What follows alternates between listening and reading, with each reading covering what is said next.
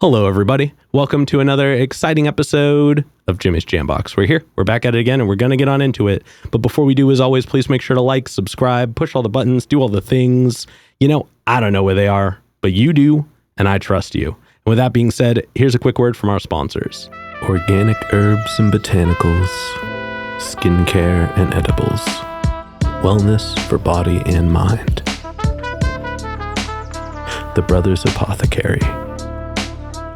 Fine teas and remedies. Ronald Records. From indie gems to classic hits, discover the heart of local music.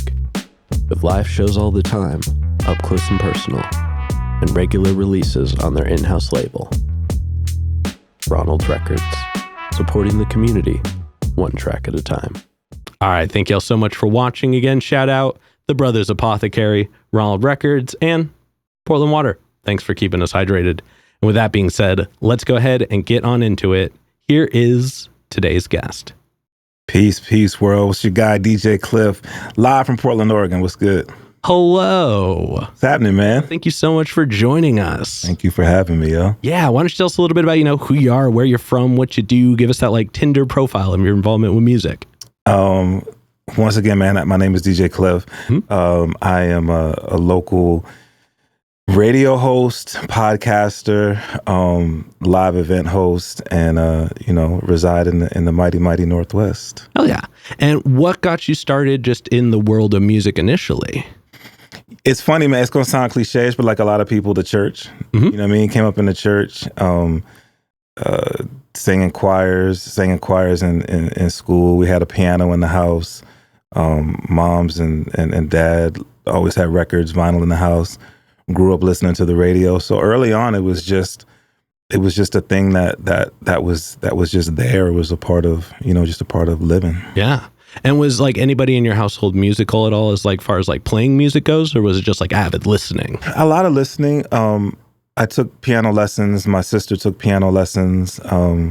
I tried my hand at the trumpet. You know what I mean? Thought I wanted to play the drums. But in terms of in my immediate family, it was more, again, just like singing, like I said, in church choirs or solos, that kind of thing. Okay. Yeah. Okay. Yeah. And then when did you transition into DJing? Well, I grew up in the Northeast, man. I grew up just as a fan of hip hop. My childhood friend's brother was Guy O'Brien, who people now know as Master G of the Sugar Hill Gang. Oh, damn! So when I grew up, and again listening to the radio, there was this experience that the world was being introduced to commercially. But that's Guy, that's literally the guy down the street. My mom did a really good job of exposing me to the arts, and we would go to plays and go to the art museums, and was introduced to poetry as a child, and so that hearing poetry matched to rhythms just really I really took to that, and so. Like a lot of kids of many generations, grew up in the banging on the lunchroom tables at school and rhyming in the yard at school, and it was just a part of growing up. And so early on, started off rhyming, and when I transitioned from the Northeast to Louisiana, which is where I was before I moved to the Northwest, gotcha. Had an opportunity to get into a recording studio. There was a group.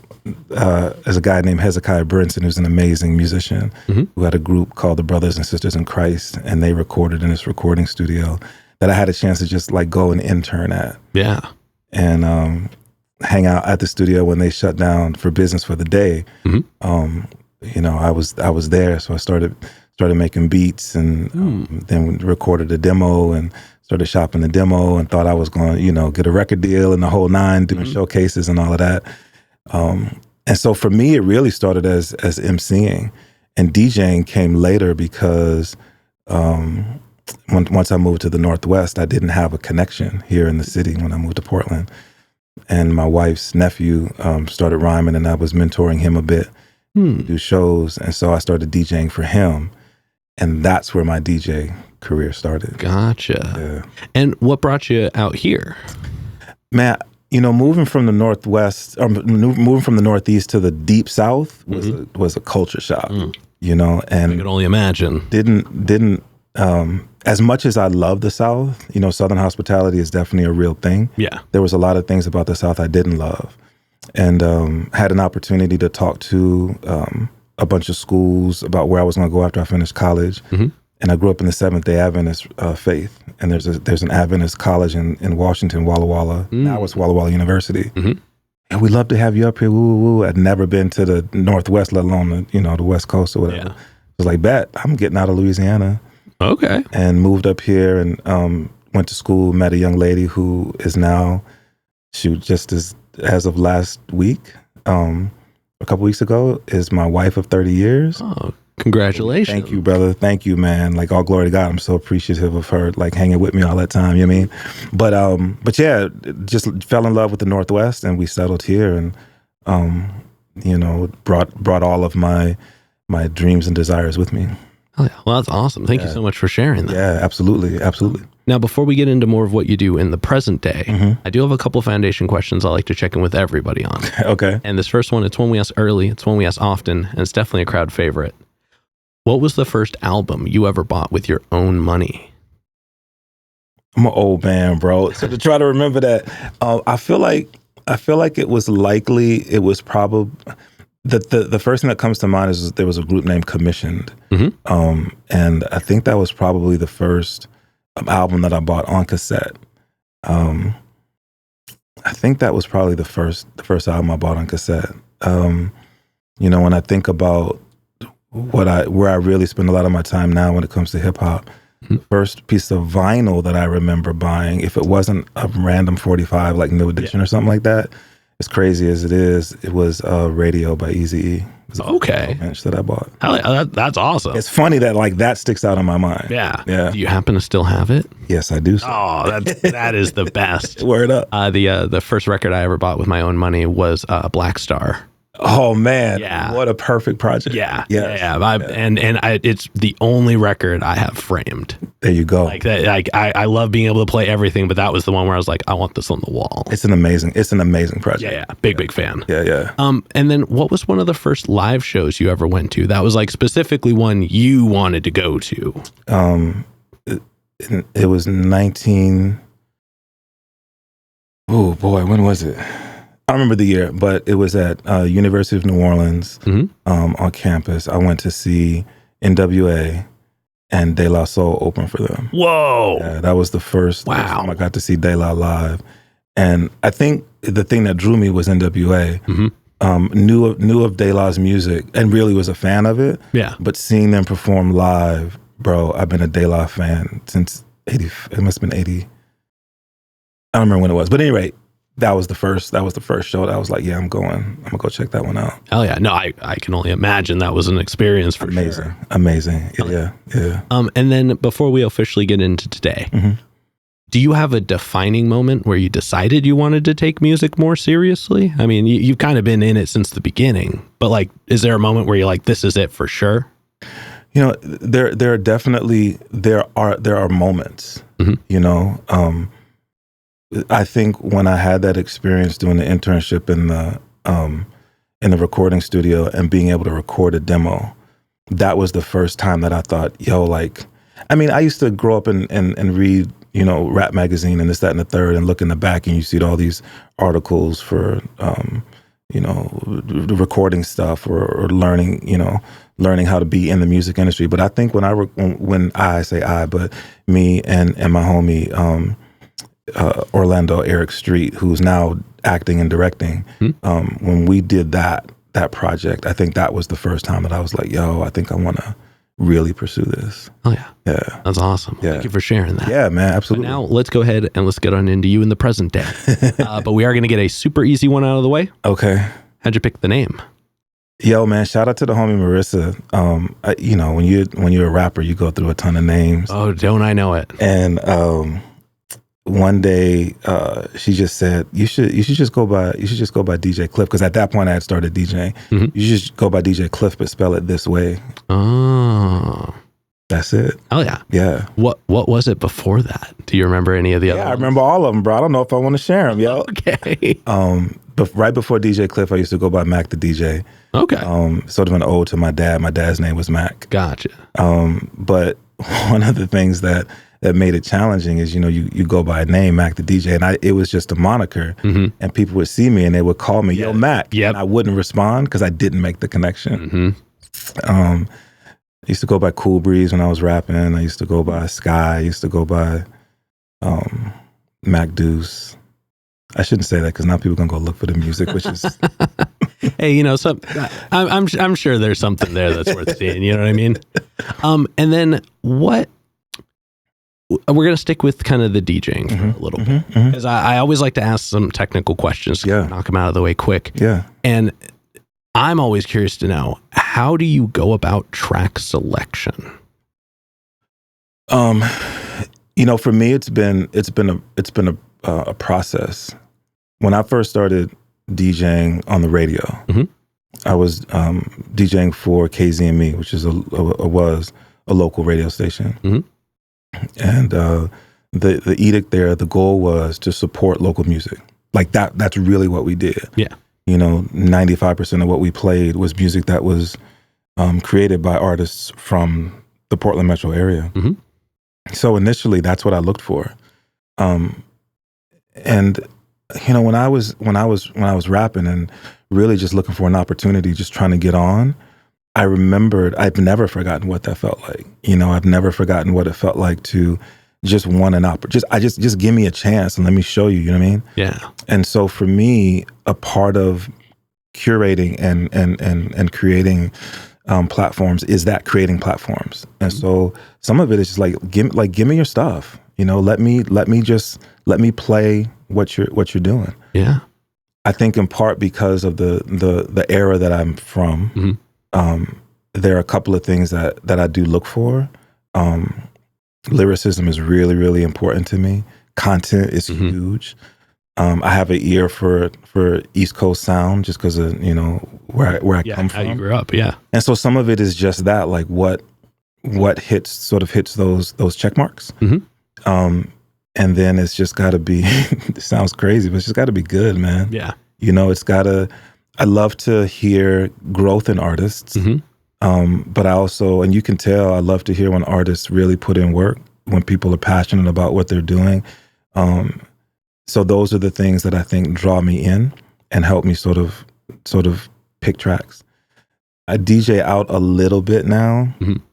And so some of that is, my choice of DJing out is like, I know that these are songs that were really well celebrated, but that we don't listen to anymore. Yeah. And so let me find ways to help you remember what this felt like.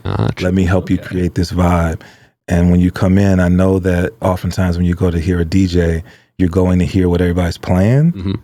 I'm gonna let me curate the night. Like just 100% leave it to me. And I get to do that with the homie DJ Ambush with an event that we do called No Requests. And that's actually, I was just about to follow up with that. But before I ask you about that, I am curious. Do you have like a track that you just know works 100% of the time? Is there one that just like anywhere you're doing it, you know, you can put that on and it just hits?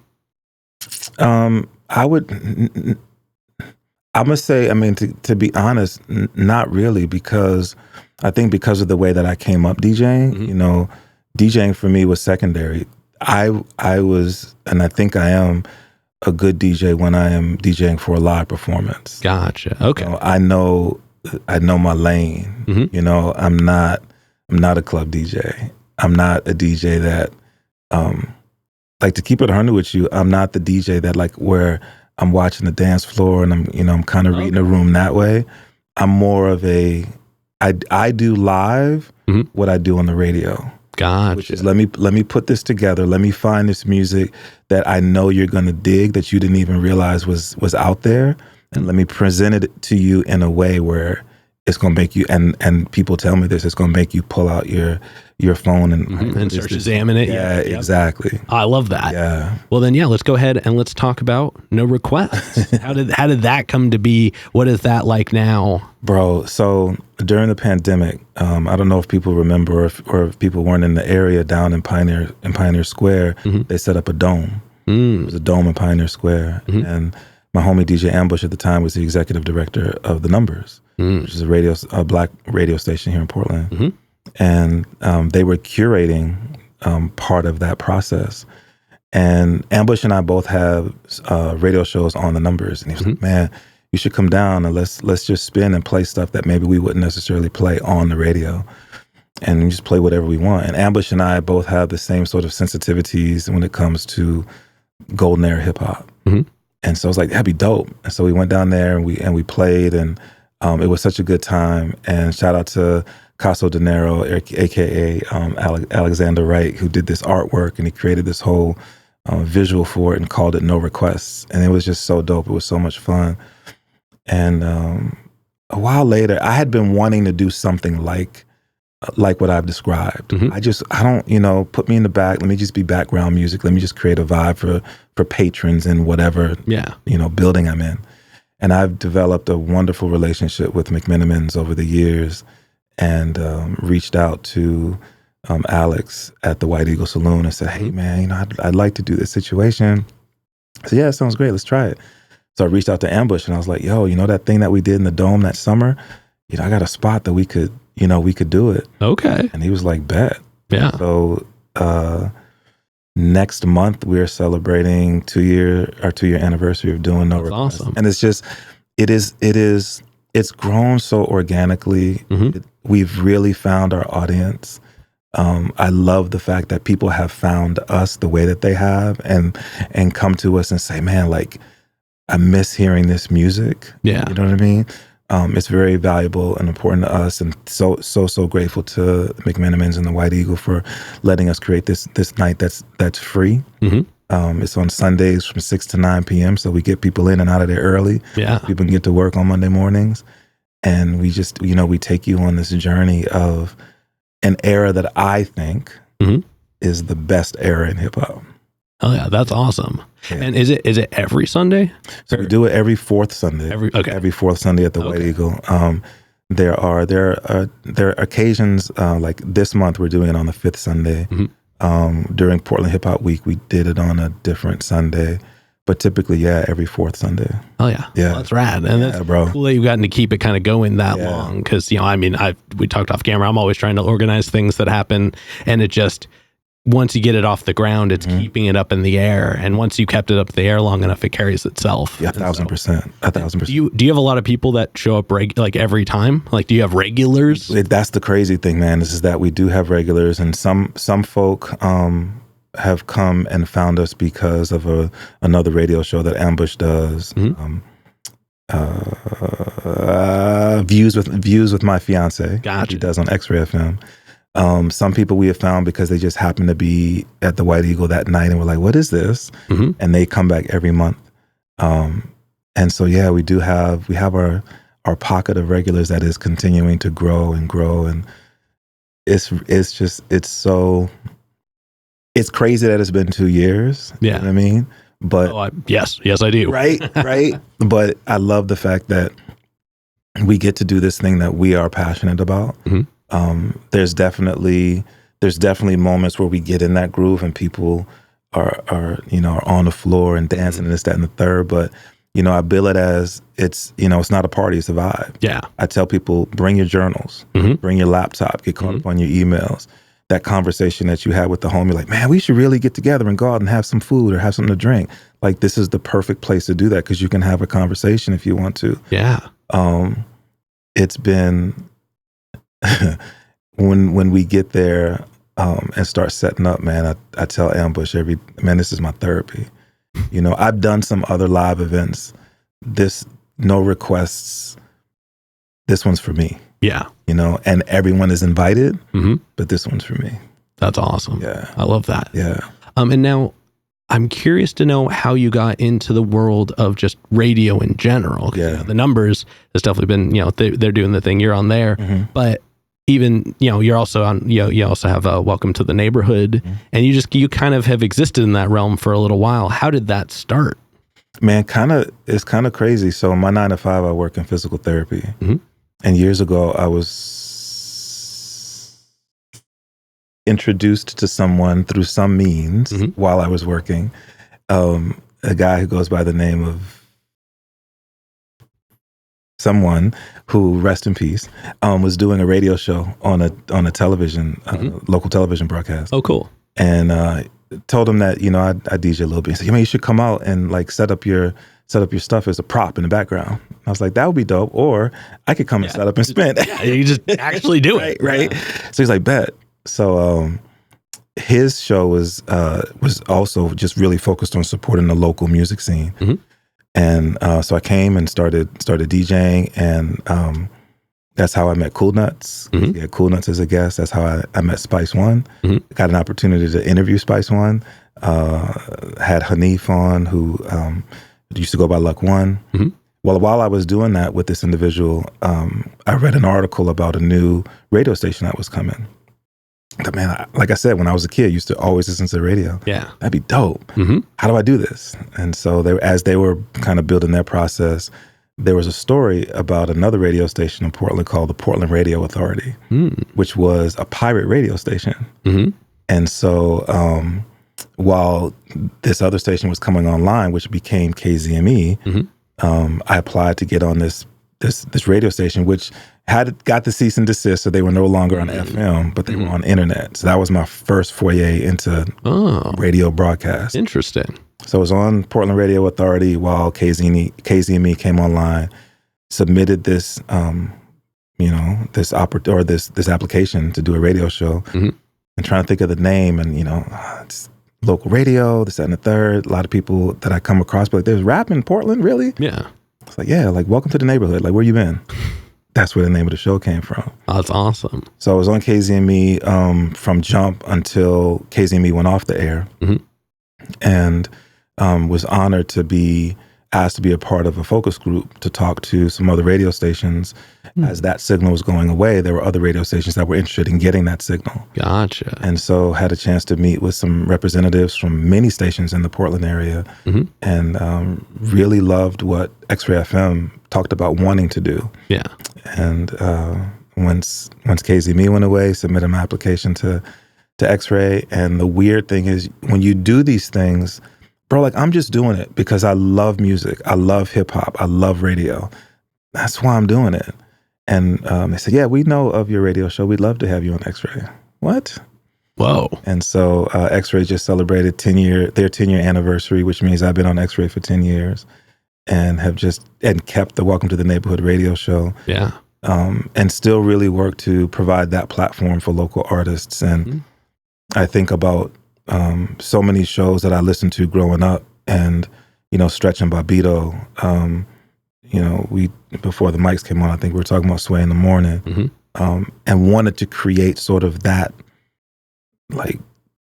sort of aesthetic, that vibe, and have artists come in and rap, or have artists come in and tell their story, and have it be this thing that people really feel like is their own. Yeah. And I hopefully that's what I've been able to do. Oh, that's awesome. Yeah. And before we move into some of the other things you do, what are some of your favorite moments from like your time in radio specifically? Oh my gosh, man. And I mean, I'm sure you have plenty, but like, what are some of the ones that just like really stand out? The things that I really love is when I've had artists come in and like do what they do. When I can put on an instrumental and just have a rapper just rap. And I've been able to capture a lot of those, and some of those are available that people can see on YouTube. Hanif, again, the artist formerly known as Luck One, did one of my favorite, just like flows, just off the head. Only One, who's come in several times, and would write, every time I had him on the show and he was going to rap, he would write something specific to the fact that he was coming in on the show. He did literally did a 7-minute freestyle. Whoa. On the show. Maddie, who's another artist who every time he came in, he would write something specific. Surge Severe, who one of the best rappers, I think, to come out of Portland, who we would jokingly call him the king of the neighborhood every time that he, you know what I mean? Like having these individuals in a room where we're feet apart. Yeah. Literally watching them do what they do. Those are the moments that I celebrate, you know? Yeah. No, I definitely dig that. Yeah. That's awesome. Yeah. Now let's go ahead and let's talk about, because you don't just do radio. Yeah. You also have a pretty cool podcast. Yes. Kliff Notes. Yes. Which great name. Thank you. Great name. Shout out to DJ Zimmy. Yeah, that's a fun one for sure. And it's been going on for a minute. Yeah. I mean, you started back in, what are my notes here? 2014. Yeah. Like, so you've had it going for a while. You're really early in the podcast game. Yeah. How did it come to be? Kliff Notes came out of, again, just wanting to give people a platform. So I have a horrible memory, so I'm going to try to see if I can piece this together. Artist who now goes by Solomon, I believe he was on the show with some other I can't remember who else is there. But one of the cool things that I do like about doing the radio show is when we're done with the broadcast, wrapping up, getting ready to pack up to go home. When artists are there, we would have these great conversations as I'm packing up, and sometimes we'd still be there for another 20, 25 minutes. And I had this moment where I was like, man, I'd love to be able to capture this, because it's not just music, but I think it'll be cool for people to hear this part of your story. So when he came in, he brought a friend of his with him, this guy who goes by the name of J.O. Robo, who's not a musician. And he was telling me about some of the things that he was working on, just in terms of being a creative. And I thought the story was so dope. And I was like, man, it doesn't really fit the format of Welcome to the Neighborhood. Yeah. But I want to get that story out there. And so I said, can I just interview you and I'll put it out on SoundCloud? Yeah. I knew of, people were kind of putting interviews out there. I didn't really know what podcasting was, I don't think. So he said, shit, yeah. So we met up at a friend of his house. I brought a recorder, ran an extension cord from their house. We sat in the backyard and I did this interview with him. And it used to be called DJ Klyph Presents. Okay. And so I don't know how many interviews I did under that moniker. Yeah. So after that, I thought, I dig this. Let me do some more of these. And DJ Zimmy, who used to be based in Portland, did a podcast that I really, really liked. And so I interviewed Zimmy under the DJ Klyph Presents moniker. And then he said to me, man, you should call it Kliff Notes. Boom. Right? Of Boom. course. Yeah. And, when I think about how podcasting has grown, I remember fairly early on thinking, if I'm going to do this, I really want to do it when it fits. You know what I mean? Yeah. When I have somebody to help tell their story. And so Kliff Notes has never been like this regular, like if you go and listen, I think I know I just recorded episode 170. So since 2014, I've only got 170 episodes. But I feel like, I hope that all the episodes really hold their own, you know what I mean? Yeah. Well, I mean that, and you've had such a cool list of guests. Yeah. Like I perused pretty much the whole list, and I think that you've had some really interesting people. You've had Cool Nuts on a few times. You've had Mike Bogan, which I think is really rad. One of my favorite interviews. But you also had an early Win interview, and I did not get a chance to check them all out because 170 is still a fair amount. Right. But I'm curious, how did that one in particular come to be? So. As I've grown in becoming a presence in Portland, man, listen, at the end of the day, I'm just a fan. Yeah. You know what I mean? Oh, I am just a fan. And like, to keep it 100 with you, bro, having a radio show allows me to have access to people. And that's fair. You're already kind of there. You know what I mean? Yeah. It doesn't matter how long I've been doing this. I'm still just a fan. Yeah. I reached out I knew of Star Child. rest in peace, and knew of him and his presence on radio in Portland and his presence as a party host in Portland. And I don't know how, somehow we connected, and I reached out to him. I was like, yo, bro, like, I just love to go to lunch with you and, you know, chop it up. And I think I don't know where we went someplace in Portland. And out of that, like, we just vibed and really built this friendship. And Star was one of the cats who, like, if you listen to episodes, especially once I got on X-Ray, Star he just randomly, he'd be on the show, just in the background. And one night Star hit me and he sent me a video link and he's like, bro, you gotta check this out. It's this rapper from Lake Oswego. Okay. And he sent me a link to Wynn's video, and blown away. Just, I forget, 6 minutes, no hook, just raps. And I was like, oh, I am definitely gonna be like playing this artist on my radio show. Yeah. And so started playing her stuff and probably tagged her on something, and she probably hit me back with a thank you. And I was like, yo, I got this podcast. I'd love to sit with you. And she was like, yeah, sure. So she came through. So this was early on. Yeah, it was like 2017. Yeah, you know, so and everything that I loved about how she represented rap, how she represented the art form. She presented that when we had a chance to sit down and have that interview, have that conversation, and really owned who she is as a human being, owned who she is as a young woman, owned who she is as a young woman from a privileged place. I mean, I just, and she's the homie. Yeah, she's now, you know. But at any rate, that's how the interview came to be. That's rad. Thank you. Yeah. Thank you for sharing that. Yeah. And she is definitely the most requested person I've had to get on the show. Is that right? Yeah. So I unfortunately don't have my own radio show, so I don't have as much access. But Wynn, if you're watching, you're welcome on anytime. I'll see if I can make a connect. Oh man. Well, but getting back into it, before I move into, because I have a little bit of a broader stroke question. Okay. But I'm curious to know, this one's just for me more than anybody. But what are some of the things, like, because you've been doing it for a while now. You've been the host of radio. You've been the host of a podcast. You've been kind of in the space for a while.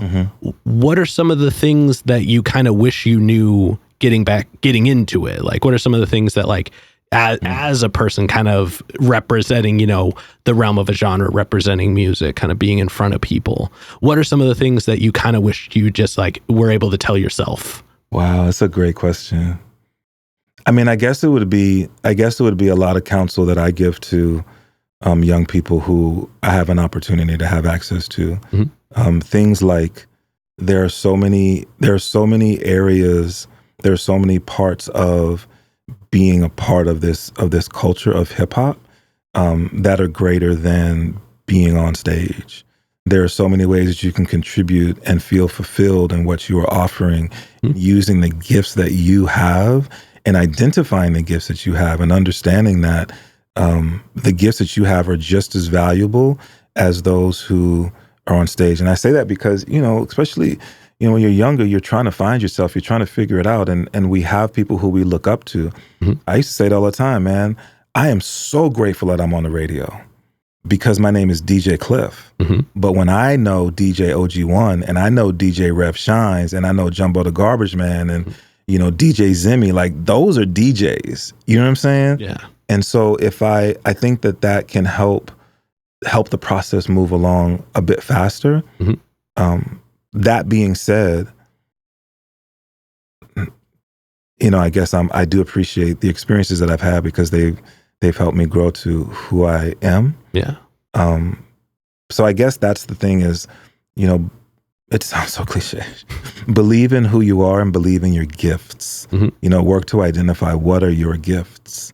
If I was able to see and recognize that when I was younger, maybe there would have been some fewer heartaches along the way. Yeah, no, I really appreciate that input because I've recently kind of stumbled across some of those thoughts myself, and it really it just to kind of piggyback off what you said, finding out what you're strong at, it really is the best way to kind of grow within yourself, and so I think that is sage wisdom. Thank you so much. Absolutely, bro. But like I said, this next question now, this is a little bit denser because, you know, on top of all the things that you have done, you are a bit of a pillar for music in the community. I mean, you know, there's a phenomenal interview that NPR did that, you know, you got that I was reading through, and I enjoyed all of your input. And also shout out to Jordan Fletcher. He had some really good stuff to say in that as well as many other people. Yeah, a lot of it folks. would just take too long to name all of. Yeah. But I assume you're aware of that fact, like, you know, like just having been in it as long as you have. What kind of weight do you hold with that? Like, how do you choose to approach that? Like, do you take it as because I'm aware of it, I know it, and I'm going to try and push like the positivity, or do you just kind of like let it be and hope that whenever people approach you, you're prepared for it? Because that's just, you know, I'm not shying away from the fact that it's a big deal, and that's, you know, something like I even aspire to want to reach to at some point. So how do you handle that?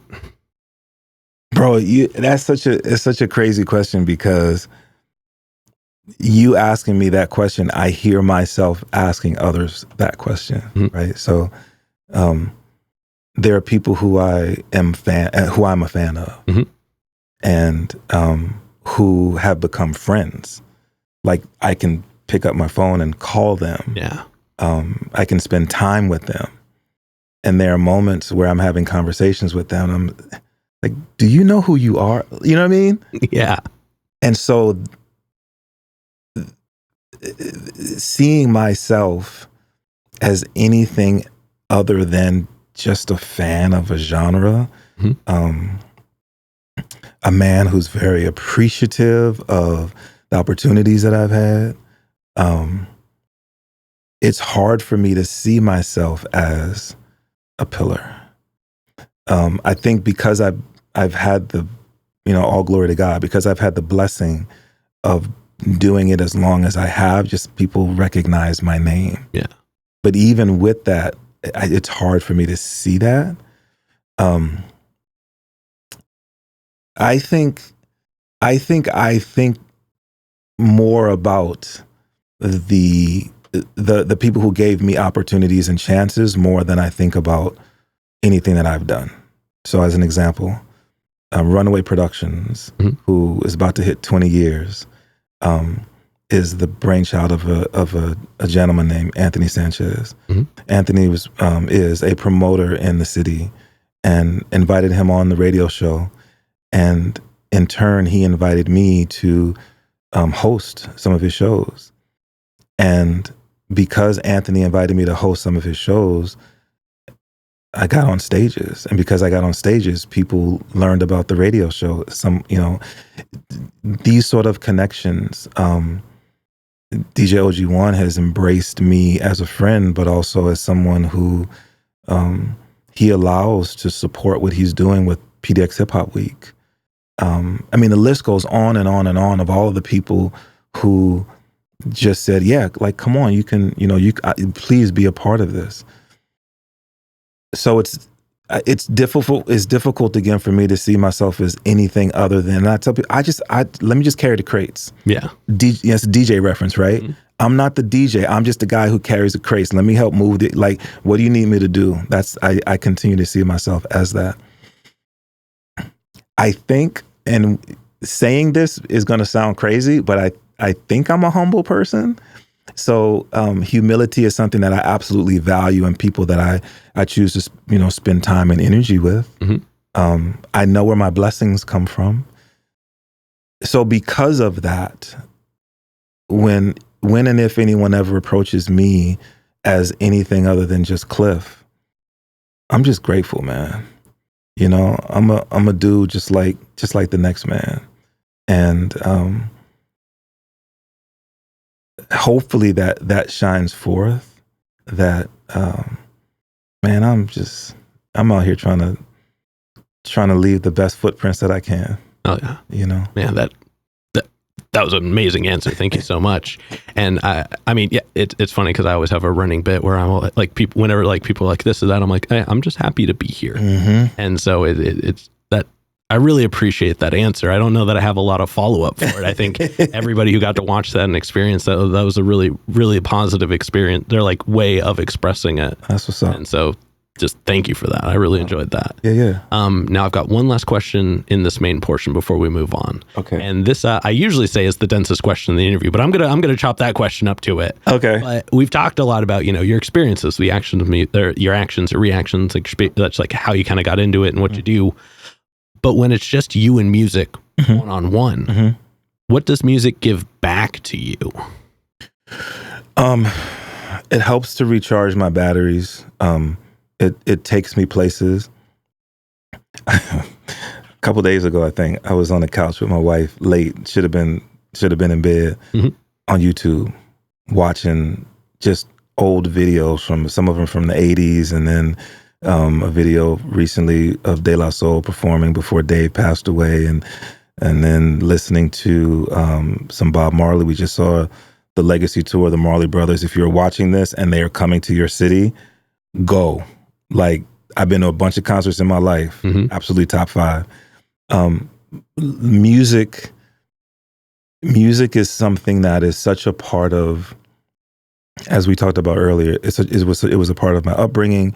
It's something that I believe in. That is I think that there's power in music, and we can dive into what that means. And so for me, music helps me get to places that I want to be, right? If I have a tough day, I may want to listen to a certain vibe of music. If I am looking for, if I want to be uplifted, if I am running, yes, I know I don't look like it, but I'm getting back on my running game. Music, the rhythm of music helps me with the rhythm of running. Music is a way that I can express and feel and absorb the expressions of others. It sounds crazy, even though there are moments where I love silence. I cannot imagine life without music, and I believe it was created with a purpose, and I celebrate that. Oh yeah, no, I just kind of piggyback off the last thing you said. I have a lot of conversations with people before these episodes start. That's kind of the running bit. Yeah. I always kind of portray music as arguably one of the most important arts to humanity. And not to discredit, visual arts or written arts, but music is so communal. Yes. Music is so collaborative. Like, literally, you go across the pond back in the day, Ye Old Pub, there was one guy on a piano and everybody knew the words to the songs. It didn't matter what range you sang in, if you were this or that. They all were there together and they were singing the songs. And, you go further south and tribal music. Like, they're literally everybody communicate. Like, it's a form of communication in some places. Absolutely. And so I think that, and it's something that stood so many sands of time. And like, there are songs that that have to be passed down through generation because they weren't written back in the day. That's just how they came to be. And so they've modified over time. They're changed by the person, by the place, by the experience. And so again, thank you for your answer. That is just a really, really thought out one, but it's nice to hear somebody else kind of share that sentiment of the importance of music, because it's really, it is something that I think keeps a lot of us just present in general, even when it helps us escape. 1,000%, 1,000%, man. Now, and I think that there's proof of when the arts, but when music is taken away from organizations, parts of society, whatever the case may be, that there's that oftentimes when you remove that void is filled with negativity of any different sort. It's an old saying, but the saying that music calms the wild beast. Like, that's real, B. Yeah, that's real. Yeah, hell yeah. Well, that was right. I really enjoyed that. But now we're going to go ahead and we're going to move on to some hypothetical questions. Okay. And for these, sky's the limits. The questions are all made up, so the answers are allowed to be as well. Okay. And this first one, it's pretty straightforward. It's usually how I started off, but I'm very excited to know your answer in particular. Okay. Who, and you can kind of have it in any capacity that you kind of interact in presently. But who is somebody that you would like to work with or have on your show, or just interact with in one of these realms that you haven't gotten to yet?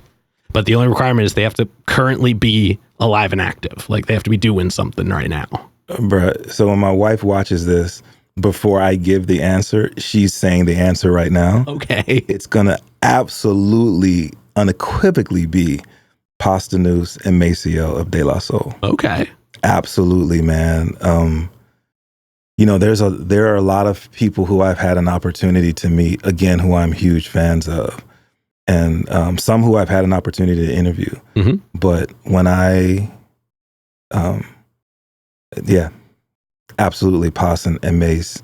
And if Dave hadn't passed away, it would definitely be, the trio of those cats. What they have done, what they contributed to this art form that I love. Mm-hmm. A kid who grew up in the suburbs, who, again, just had this love for this art. To hear how they presented it in a way and have continued to present it in a way mm-hmm. for decades now, making music that is, it's funny, man. I was doing a no request, and I know what Ambush and I want to do with that night, and to have it confirmed by somebody who I respect as a DJ. OG1 came through and said, man, like just the energy in the room when you guys play, that's it. That's what I get when I think about and what I got when I listen to De La. And to be able to sit with them and talk to them about, this is what you guys created. This is the impact that you have had on the world. Mm-hmm. And dive into that, that would absolutely. Yeah. Oh, man. That's such a good answer. Yeah. And then subsequently, and this one might be a little more tough to answer. Yeah. Who's a local person that you're aware of that you haven't gotten to connect with yet, but you would like to? In the music world. That is a tough question.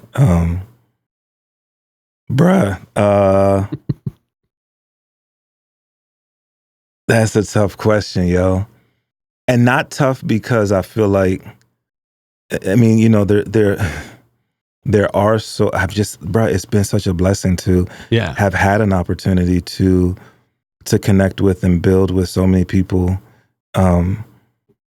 who, oh my gosh, who is someone that I have not had an opportunity? Oh man, I am trying to. I don't know. Hey, that is an acceptable answer. And I mean, like I said, I figured it would be a little tougher because you are out there, you are doing so much. So if you don't have an answer to this one, that is all right. I don't know that and again, it's not because I feel like, oh, there's no one that, like I literally you're just out there all the time. Yeah. Hey, like I said, that is totally fine. Then let's move on to the next. Right, it's going to happen as soon as I get to the house and be like, of course. But anyway, okay. That's right. If you do, text me and I'll put it on the screen. There you go. Yeah. I'll send you a voice note. No, go ahead. Perfect. For this next one, like I said before, sky's the limits, and it's pretty literal in this sense. Yeah. But if you could have any 3 artists on a lineup that you would be DJing for, ooh, who would they be? From anywhere? Yeah. Not necessarily local? No, just dream lineup.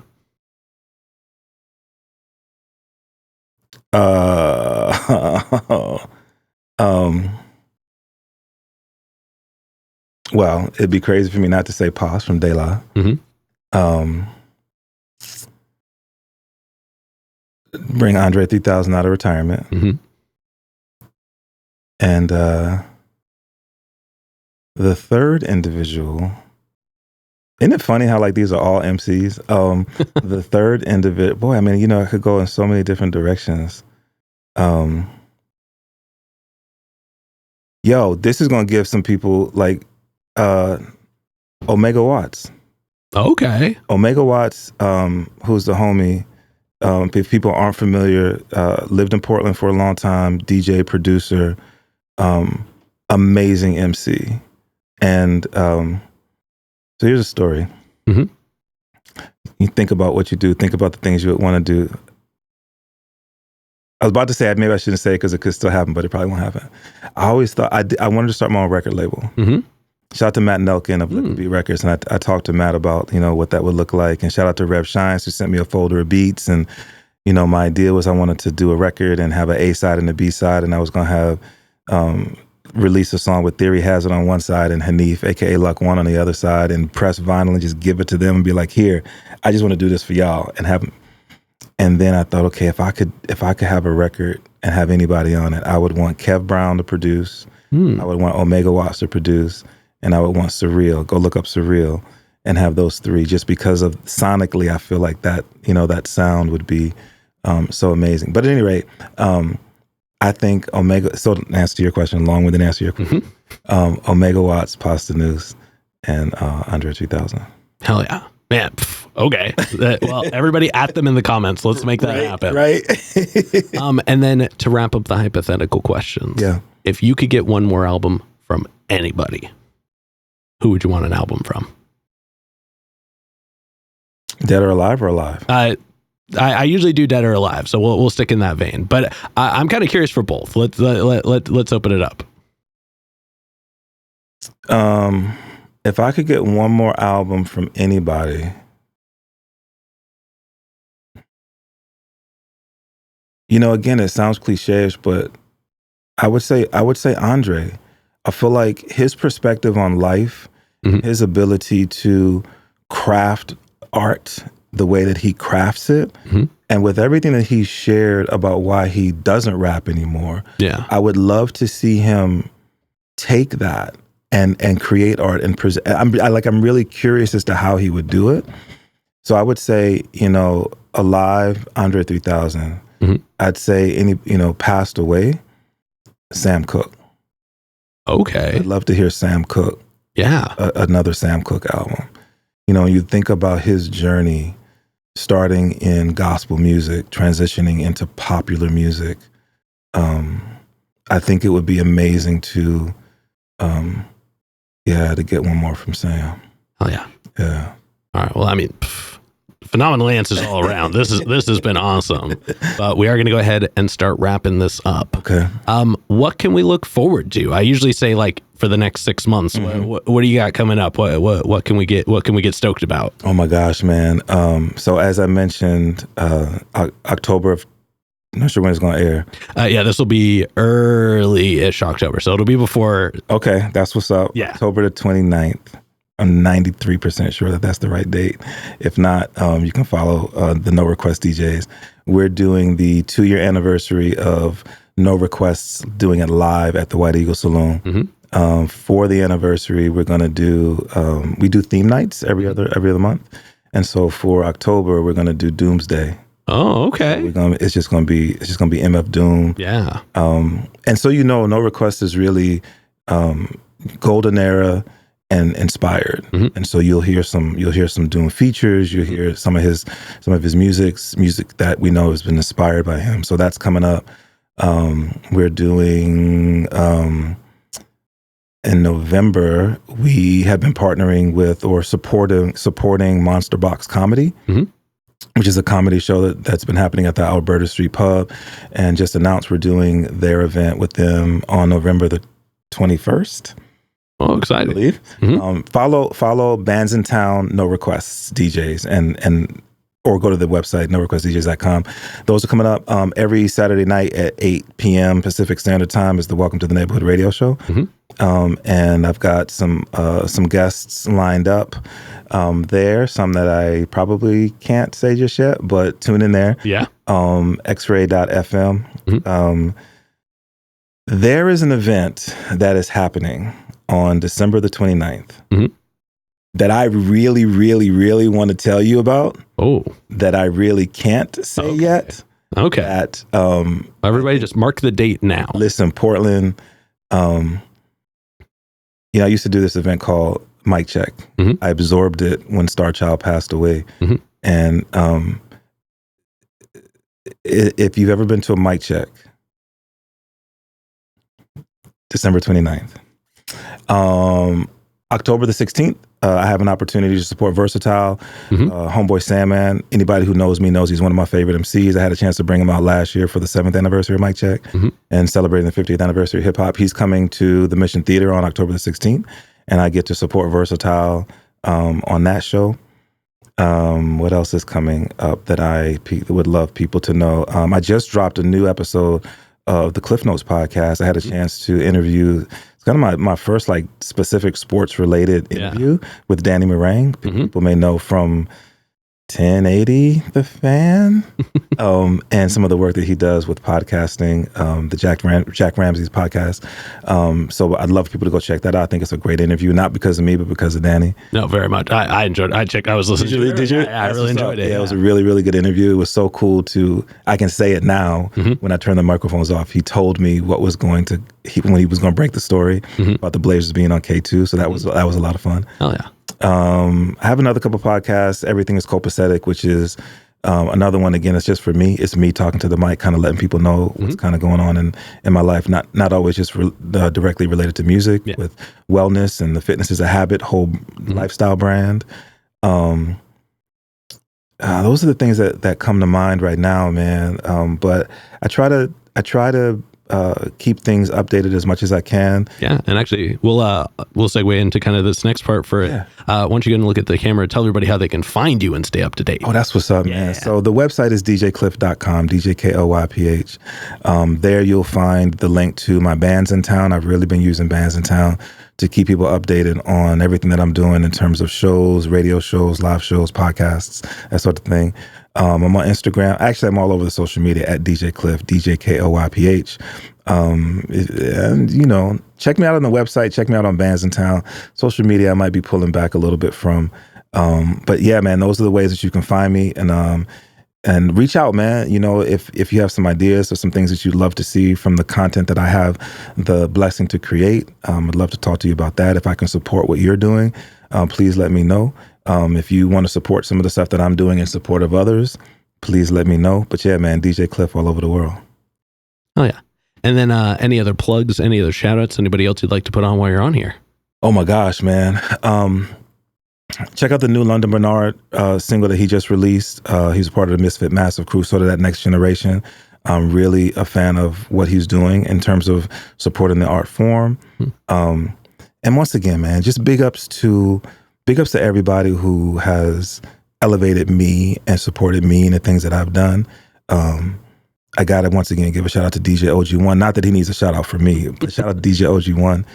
Shout out to X-Ray FM for their continued support of what I do. Shout out to McMenamins.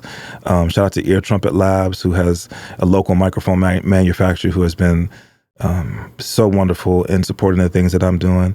Shout out to Pac West Group, PWG, who's a supporter of what we're doing with the No Requests nights. Shout out to the homie Orlando Eric Street, who was very influential in my early career and creating content. Man, shout out to Wifey. Shout out to Wifey, who's been my rock, man, my supporter for so many years and everything that I've done. And man, all glory to God for giving me these platforms. And shout out to you, man, for throwing up the bat signal and providing me an opportunity to share some crazy stories that hopefully will be an inspiration to others. Yeah. Well, hey, thank you so much for being here. Yeah, bro. All right. With that being said, we've got one last question to go. Okay. But before we do, I'm going to steal the camera for just a second. Okay. As always, y'all, please make sure to like, subscribe, push all the buttons, do all the things. I don't know where they are, but you do, and I trust you. And one more shout out to the Brothers Apothecary, Ronald Records, and Boiling Water. Thanks for keeping us hydrated. And with that being said, the final question. And this is entirely up to your interpretation. Okay. What is an album you feel is more on the obscure side? So it's a deep cut. It's one not a lot of people would know, but it's one you think everybody should know. Ooh, that's a good question.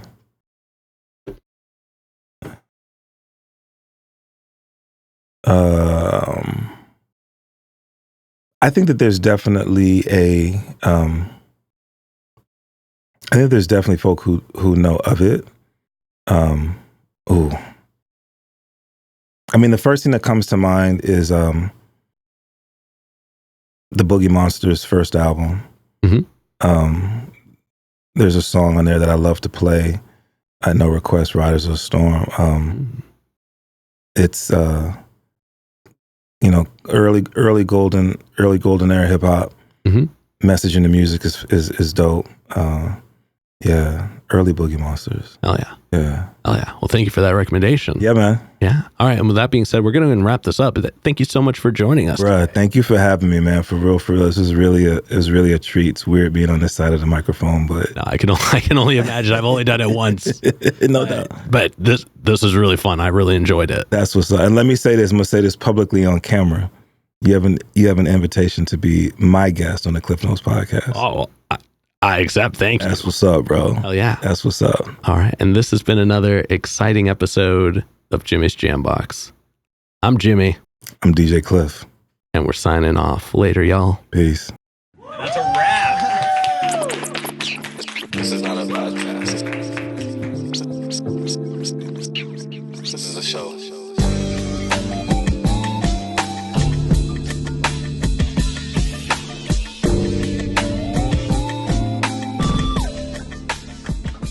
Keep jamming.